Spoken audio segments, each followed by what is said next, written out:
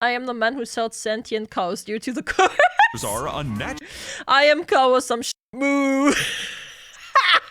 Bro, I didn't even realize. I didn't even realize what the title said. Not the title, the caption said, man.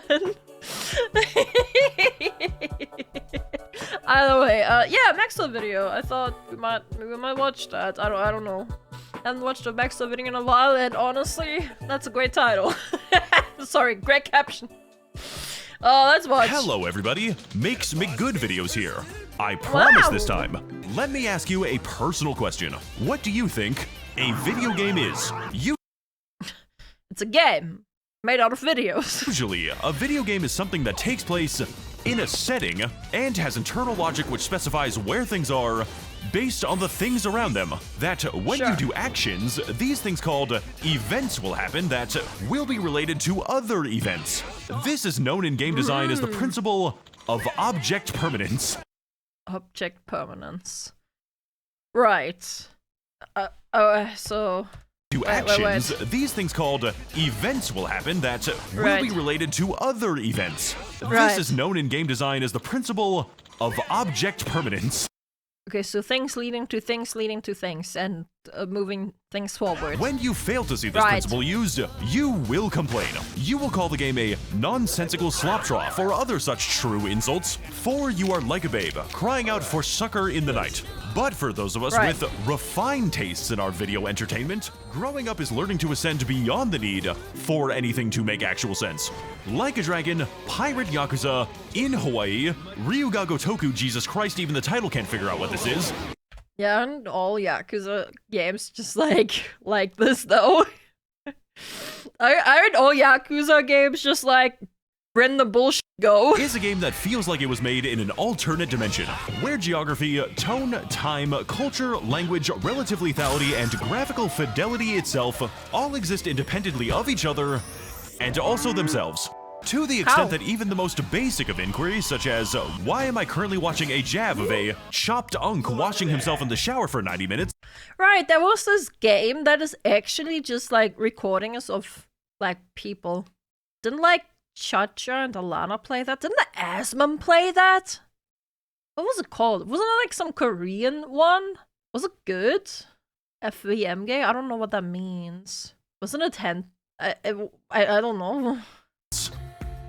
Is a question that I am incapable of answering at this time, and were the only thing preventing a mechanic from being added 5 hearts under the roof or something. Yeah, something like that. Something like that. To this game is whether or not a random developer thinks it is kind of funny. So on the off chance that you are hoping to get any actual information about this game, I have some very bad news for you. Which of course I will be delivering as soon as I am done playing baseball. Of course. So I can unlock the Angry Bird. Are we getting a Sunked? I miss Fleek making Sunked jokes. Bird soundtrack. That is not a that is joke. Fire. This game technically takes place in Hawaii. In the same way that it is technically made by human beings. I don't know much about the Yakuza, like the pirate game. But if I'm not mistaken, isn't like the guy you playing as? Didn't he just like lose his memory or something? This is coincidentally the actual state that I was born and raised in, and despite the seemingly accurate modeling of the literal island that I lived on for 17 years, playing Pirate Yakuza has never made me feel further away from my homeland. It is very disturbing in a way that I cannot describe to walk through a Garry's Mod graphical rendering that is kind of like a building you have been in before, only to walk out onto the beachfront that you have kind of been to before, and watch as the hotel that you have kind of seen before is I mean, usually games aren't a one-to-one, like, reflection of the places anyway. Like, it's amazing when they do it, but, like, usually, you know, that's not gonna happen. Guarded by a crew of period-accurate Caribbean pirates. Oh yeah, that's normal. From the 17th century. At but which that point happens, I jumped onto my 17th century pirate ship, fired my pink lasers at them, and boarded with my crew comprised of 20 homeless dudes, random animals, and every furry I could find a discount for on the slave trade. That's a normal Saturday. That is a normal Saturday in Hawaii, though. Gotta give them that, okay? Chicken Man is my strongest soldier, and I purchased yeah. him after doing 3 hours of gambling and hallucination karaoke. Yakuza is just a What is Yakuza, man? special game.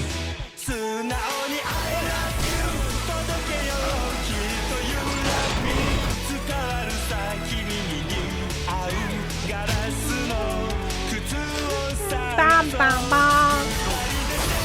Bam, bam.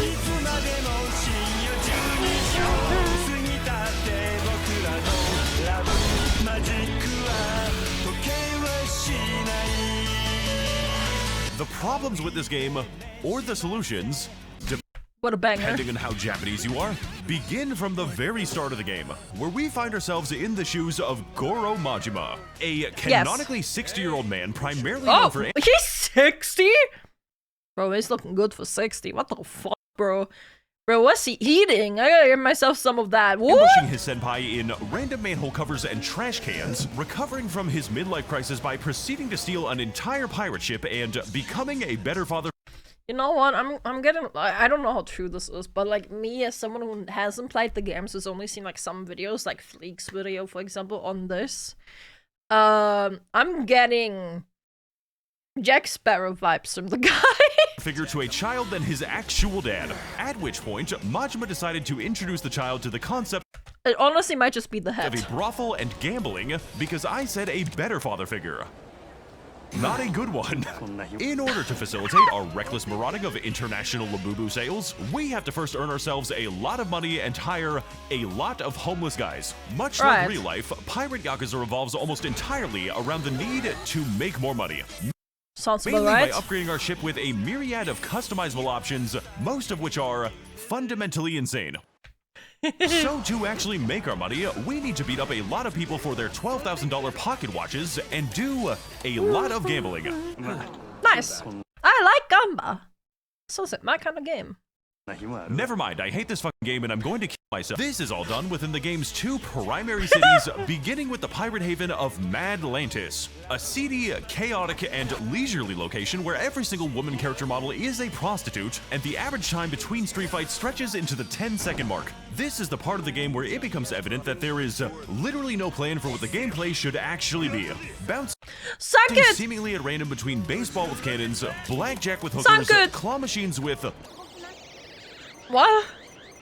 Samoa Joe, he's also the king of the Pirate Kingdom, as well as an entire naval coliseum featuring high-stakes, high-sea battles with crews of sumo wrestlers, escaped convicts, the BDSM squad, and just actual robots. Ha! Well, that's what I wasn't expecting. But if I were to try and describe the main mechanical madness of Madlantis... You know, there's a simple way to describe this, okay? I got it figured out. Don't worry, I'm here to save you. It's called a fucking fever dream. It's called a fever dream. I would tell you that this game is primarily supposed to be a beat-em-up, not that you would figure that out for yourself. Frequently pitting the player against absolute industrial quantities of random... It's called drugs. I mean, drugs feel like a fever dream, depending on the drugs you're using. Goons inside the world's least insane Waffle House. And to do so, we have to properly utilize the combos and finishers spread between 2 distinct fighting styles. As a mad dog, we engage in a series of fast movements, knife attacks, and the ability to clone myself because, this Shadow Clone no game Jutsu? does not have enough units on screen. And as a hot dog, and as a sea dog, we watches the creators of this game just kind of give up on having themes, allowing us to access a powerful arsenal of swords, guns, grapple hooks, and the malevolent influence of hell yeah! gods, notably including the dark god of killing everyone and ripping their skin off, as well. Yo, this game looks so fun though. This game looks actually so fun. It's just like random bullshit going. It's amazing. Well as the dark god of summoning a tornado and instantly kidnapping the entire screen. But for those who are properly concerned about violence in movies and sex on TV, you will be pleased to know that our protagonist does not canonically kill anyone in this game, just giving them horrific injuries and lifelong disabilities that definitely make them that's the life though. So no matter how gratuitously violent everything on screen seems to be, just know that Majima is definitely an upstanding moral paragon. Yeah, that guy just... he fixed his neck issues. He didn't do anything permanent to him. It's just, he's fine. He's fine. Whose only goal in life is to provide secure employment for the world's extant clown population. Gainful opportunities on the SS Hello Kitty Island adventure include such tasks as powering the rocket engines that we use to chiropractor. Sorry, English. drift around enemies, manning the cannons, of which this game story apparently is, as well as participating in a bout of hilarious high-sea brawls, ranging from small scurvy scuffles all the way up to battling and boarding the entire population of an There's a bear and a actual tiger. carnival cruise. Needless to say, we are going to need a lot of hands on this deck. Which of course brings our ship to the second major location of this game, where we will focus on recruiting our mighty crew in the island metropolis of Honolulu. Featuring such recognizable travel destinations as the Waikiki beachfront, the Moana Shopping Center, but they can't actually call it that, so it's named the Anaconda Shopping Center, even though there are no snakes in this state. Legally distinct. And the streets where I used to run into moving vehicles for insurance fraud. Also, yes, there's my favorite restaurant, the Gamer Sup Store, found in Description Street of the YouTube video neighborhood. Fair enough, sir. Nice plug, fair enough. Good job. Good job, sir. I applaud thee. Where they sell wonderful energy drinks with Bro, strawberry lemonade? I need to pick it up from the fucking post office. I haven't yet. Oh my god, I need to pick it up. Bro, is it too late? No, it shouldn't be too late yet. Max0r for Kitsunero? No, how am I gonna plug like that? I don't make edited content like this. Bro, what do you mean? 40 cents per serving. Dude. It is the only affordable drink in the entirety of this goddamn city. Now, while this virtual rendition is surprisingly accurate to the real Hawaii, I do have to point out that the amount of random street fights is slightly exaggerated from real life, as in reality, warfare would be considered kapu around this point due to the prominence of the fertility god Lono, whereas the amount of random homeless people that you will encounter on the street is not exaggerated nearly enough. But what really broke my immersion and destroyed my entire experience was the idea that I could walk into any restaurant and not actually buy any rice. Fun fact. No rice, damn. One time they opened a Buffalo Wild Wings in Ala Moana, and they received literally non-stop complaints about the menu until they finally gave in and started serving the public rice. Yo, stop a moment. I don't know why Brandon will read your message. Hey, I'll just drop in by to say hello. I have a massive headache and I'll see you all on YouTube. Looking cute AF, Kitsu. Thank you. Thank you for the 50 months. Thank you. Much, of course, like the real state of Hawaii, Majima's crew is extremely diverse and made of many backgrounds. Because Hawaiians... Oh, wait, I want to look at that guy. Majima's crew is extremely diverse and made of many backgrounds. What a cutie. Because Hawaiians are very tolerant of all races and nationalities, so long as that nationality is not Micronesian. And if you get a Hawaiian to actually say anything about Micronesia, they will sound like the Mustache Man. So naturally, in order to secure a variety of people, and also maybe non-people, we have to do an extreme variety of completely disparate activities, taking up the vast majority of my entire playthrough. Sometimes recruiting people is easy, such as with the random homeless guy that I found on the street and... He looks good. Just give him some gamer subs. Give him some gamer subs, he'll be recruited right away. Recruited by giving him a single beer. Or the swimsuit model who seemingly stands around waiting for a single person to score 100 in darts, while others are unnaturally complicated and absolutely... Wait, the cow spoke to you? Score 100 in darts, while others... I am the man who sells sentient cows due to the curse. ...are unnatural... I am cow or some moo. I am going some shit moo. Wait, I need to take a screenshot of that. Need to send that to Rosie. What the fuck? I am going some shit moo. Truly complicated and absolutely not worth doing unless it is for the bit. Like the quest where you can recruit the famous Japanese streamer KoAlan. KoAlan? Notable for having videos that I cannot show you by walking around town and waving at people to make friends on the social media site Aloha Links for the next hour of your stupid chud life. Not beating anyone up, not gambling my life savings away, just fucking waving at people, on the street a minimum of 90 times. As you can probably tell by this point, there are many places in Waikiki to spend our time and money, and most of them are fun. Like it's Bro, the music is so hard, what the fuck? attending the entire She's in several Yakuza games? Actually? Damn, what the fuck? vocational school where Majima apparently attempts his fun HVAC certification or something by entering into a series of difficult tests on such useful subjects as fashionista, alcohol expertise, Japanese underworld studies, and Sega proficiency, while other activities like mahjong require the player to memorize a phone book and hallucinate. I need to actually know how to play mahjong. Oh god. Oh god, I can never play Yakuza. It's fucking over. Themselves into actually winning, because I'm convinced that mahjong is a made-up game designed to make white people commit suicide. Oh my god! But if mahjong and vocational school aren't your style of unusual gameplay mechanics, there is no need to worry. For Pirate Yakuza has a unique career opportunity where you get to play as a National Geographic camera. That's... Bro, that's sure... Bro, that's something. Man, recording and documenting in full HD the extremely rare crotches of random jacked perverts on the street. At which point, we unlock enough activity points to buy the perverts for my He has a diaper! ship and place them into close proximity to the female cast. Needless to say, there are quite a few things to do in this game, and absolutely none of them come even close to the sheer joy and rapture that I felt when I first played Crazy Delivery, did 10 backflips, destroyed every car in a 2-mile radius, and delivered to someone a $2,000 pizza. It's not $2,000 pizza!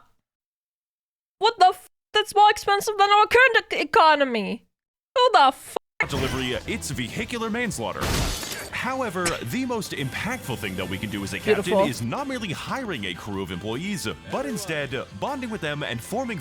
But when you play Yakuza game, you don't just play one game, you play like a million games. It's just a fever dream. Friendships that I will soon come to regret. It's one f***ing slice. Oh my god, it wasn't even an entire pizza for 2K. It's one slice! Because the real treasure on this pirate adventure is the friendships that we have made along the way. Oh, just like the One Piece. Yeah, of course. To this end, Pirate Yakuza has a great variety of interesting side quests to directly engage with members of our crew, usually in the most mentally deranged way possible. Bro, when your character costume stays in the cutscene. Such as in the quest where I taught a bronze statue performer to tolerate getting beat up by children and encouraging others to do the same. Or the side quest where Majima assists the traveling circus on their mission to abuse Stephanie! What a cutie. exotic animals. Most of the time, these are pretty short, you know. You see a man, he is collecting trash, you collect trash, and as a result, you get trash. And other times, they are incredibly long, varied, and extremely impactful to the morale of my ship in a way that mere description is not able to properly convey. But in the interests of making this video kind of funny, I will do my best to recall the bizarre story of Masaru the Chop Dunk, who has recently come into a bout of depression because he is obsessed with Japanese high society women. That's why he's depressed. Because he's upset. What's depressing about that? So, of course, the natural response to such a conundrum is to track down and engage in 6 separate stalking quests where Majima attempts to recruit all of the women who, contrary to he's depressed because he doesn't have one. To popular belief, are different. To a bizarrely filmed live-action Japanese rendition of The Bachelor, where every single woman is after the heart of the most chopped unk you have ever seen in your... What? We're still talking about the same game, right? We're still talking about one game, right? This is still the Pirate Yakuza game, right?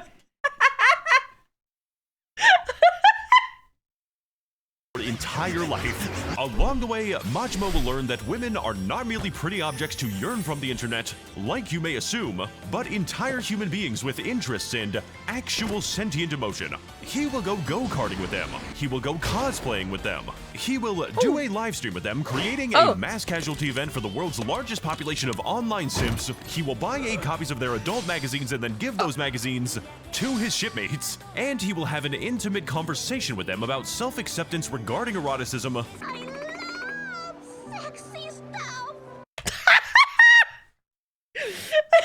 He's literally Kao. What the fuck? and convincing them to demystify sex work. Also, one of them just fucking kills people using an actual sniper rifle.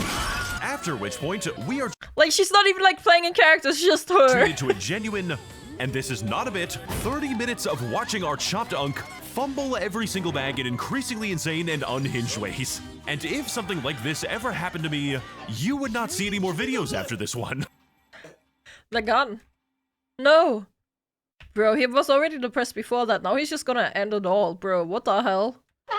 The point I am trying to get across here is that Pirate Yakuza needs to be seen in order to be believed. If I didn't have visual proof of the things in this video, you would not believe that any of this was real, let alone being inside of the exact same game. Yeah. But after you found your crew of maniacs, after you've seen them fight on the battlefield, after you built and customized the perfect ship, and seen all of these elements finally click together, there is no other game that will have this much chaos make so much sense in retrospect. Is it weird? Yes. Is it good? Definitely yes. You need to experience a Yakuza game at least once in your lifetime, and that is non-negotiable. Okay. Yakuza 3 Remake Backlash blows up again as actor guilty of sexual harassment stars a new trailer? Uh-oh. Uh-oh. Maybe it is a little negotiable. Thank you to all the people supporting me on my Patreon. I am going to try to make the next video kind of short, and I hope that all of you have a very nice day pirating this video game. Okay, well.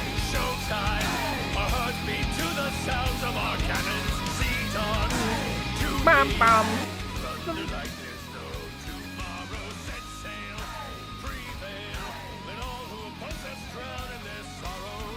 Good video. Clappy, clappy, clappy. Clappy, clappy, clappy. Clappy, clappy, clappy. Nice. Bro, Yakuza is... What the hell am I looking at? Okay. Alright then.